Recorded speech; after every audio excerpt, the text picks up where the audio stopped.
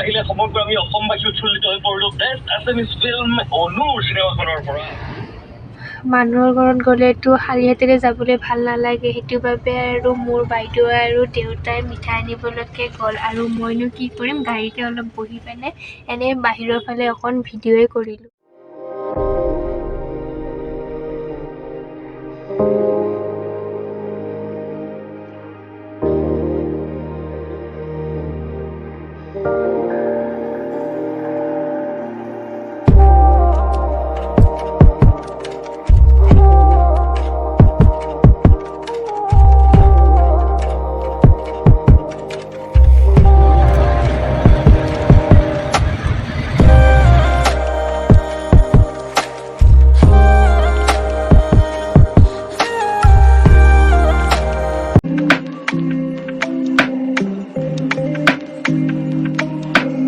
খালোঁ ভিজি ভিজি, ইমান ভাল লাগিছে আৰু বেয়াও হাঁহি উঠিছে, কাৰণ ইমান বৰষুণ দিছে, ভিজি ভিজি খোৱা মজাই বেলেগ, সেইটোতো মই জানো বা আপোনালোকেও চাগে এনেকুৱা এনজয় পাইছে।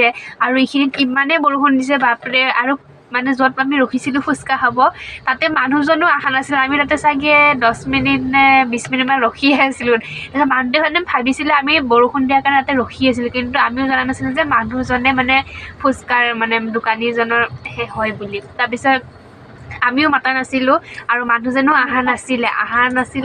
তাৰপিছত আকৌ আমি ৰখি থকাৰ বাবে আমাক কিবা সুধিব আহিছিলে, তোমালোকে কিয় ৰখিছা এনেকৈ তাৰপিছত আমি ক'লোঁ ফুচকা খাব আহিছিলোঁ, মানুহজন নাইচোন। তাৰপিছত মানুহজনে ক'লে যে মই ভাবিছিলোঁ কি তোমালোকে ৰখি আছা এনেকৈ বুলি ভাবিছে।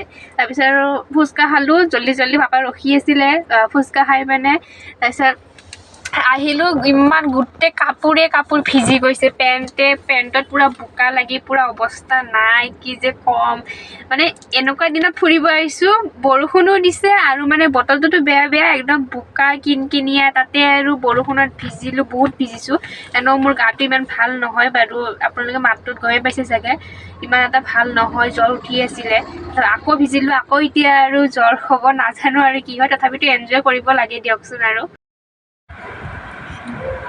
এয়া চাওকচোন, তামোল আৰু পাণ মায়ে কাটি পেলাই থৈ দিছে, খাবলৈ বহুত মন, কিন্তু মায়ে খাবলৈ নিদিয়ে, গালি পাৰে। তথাপিতো মই মনে মনে খাইছোঁ।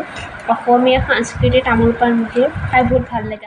খায়ে মই এতিয়া শুবলৈ গৈছোঁ, কামবোৰ শেষ হ'ল, তাৰপিছত শুম আৰু মুখ চুখ আঁচুৰি। আৰু আপোনালোকে চাগে ভাত চাত খালে, আজি দিনটো ফুৰা হিচাপত বহুত ভাগৰো লাগিছে মোৰ, সেইটো বাবে অলপ জল্দি শুই যাওঁ, কাৰণ ইমান ফুৰি এনেকুৱা ভাগৰ লাগিছে। আৰু যিহেতু বৰষুণ বতৰ, মোৰ গাটো ইমান ভাল নহয়, জ্বৰ ভাৱটো হৈ আছে, সেইটো ভাবে আৰু দিনটো